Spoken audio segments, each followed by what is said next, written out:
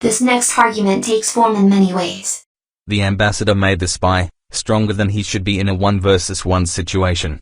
Or, the ambassador is, and always has been, a good close-range revolver. Or, the ambassador made the stock revolver redundant. There is a common misconception that the ambassador is better than the stock revolver at close range. After all, the ambassador takes literally hundreds and thousands of hours of practice to get good with, even to use at a close range, to be worth using over the stock revolver, and it's a fair misconception to have as well, as we have all seen that Spy who manages a quick headshot or two on you at close range. But what people fail to understand is that the stock revolver is a lot more consistent. Even a god-tier ambassador spy, like Acooma, used the stock revolver in grand final matches. The stock revolver is stronger at closer ranges, which is where most 1 versus 1s are taking place. Even if we assume that the ambassador is hitting consistent headshots, the ambassador still falls short of the stock revolver. The first range I tested was immediate range. This is where you can't physically get any closer to the target, so damage ramp up is at its maximum. The results of this might surprise some of you actually. Turns out that the revolver is just straight better than the ambassador. Even though at this range the ambassador is identical to the previous version, it just turns out the revolver's always been slightly better. And on the plus side, the revolver is much easier to aim. You hold down left click and spam body shots. The ambassador, you still have to wait for that 1 second headshot, so at this range, I'd say the revolver's definitely better. The next range I decided to test was what I consider to be close range. This is where you can still get 102s on the ambassador, so theoretically it should be better than the revolver.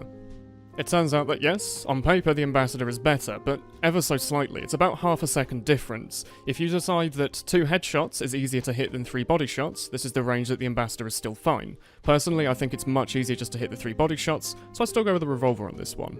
Furthermore, at similar skill levels, every other class, except medic, and maybe sniper, will still win most 1 versus 1 scenarios. After all, 102 damage isn't as big as a 105 scattergun meat shot, or a 112 rocket that is easier to aim, can be fired more often, and on classes that have more health or speed to make them more survivable.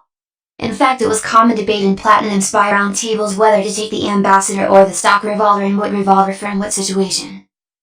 Warning, this next clip has been severely edited down. You will find a link to the whole talk in the description. I think the weapon choices lead us on to one big debate between Spies is revolver or ambassador. Ambassador. Long question. That never has an answer, apparently.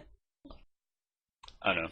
I like the revolver. It does a lot of damage. I find myself using the revolver on like King of the Hill maps because it's smaller and you can put out more damage. I think the question in itself is a bit inherently flawed because both, like each gun, they serve different purposes. You know, the ambassador is focused around burst damage. You know, it's more like the knife. You know, you're looking to insta kill people or scare people. You know, that's what the ambi's about. And it's got like this really long range shot. It's not meant for getting up into people's faces. Whereas the revolver, it's more of a self-defense tool. You know, it's like if you fail to pick, revolver's going to be helping you out much more than the ambassador because you don't have to worry about getting that really precise headshot. You can just go gun crazy and just try and hit 3 shots on someone, and that'll probably kill them. I think what I like to think of is like the revolver is really good just like as an all-round DM tool, but the ambi is like even if you don't have really good aim with it, you can run it because sometimes it's really good even if you can't get the kill to at least cripple someone.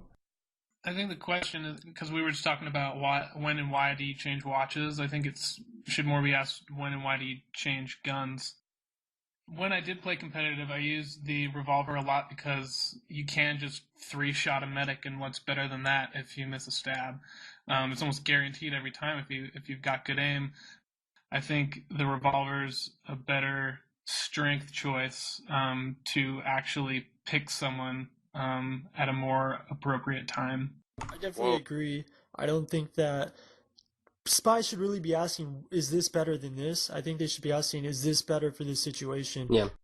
And lastly, for every ambassador gun spy user like Toast, there was a gun spy stock revolver user like H.A.R.D or Bloo or Ma.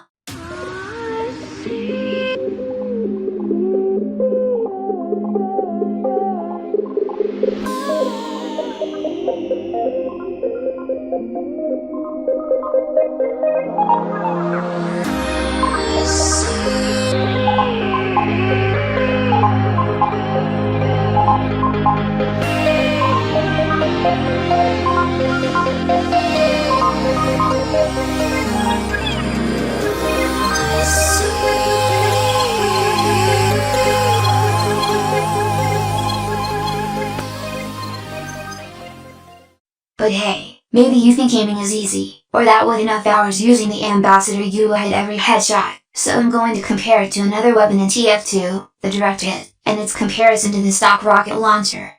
The direct hit's only downside is its drastically reduced splash damage hitbox size, whilst its upsides include faster rockets, more damage, and many crits on airborne targets. If you can hit your shots, it is a direct upgrade, so why don't we see soldiers use it more? Because even at invite level, even the best players in the game cannot consistently hit direct hit rockets against other players of similar skill levels.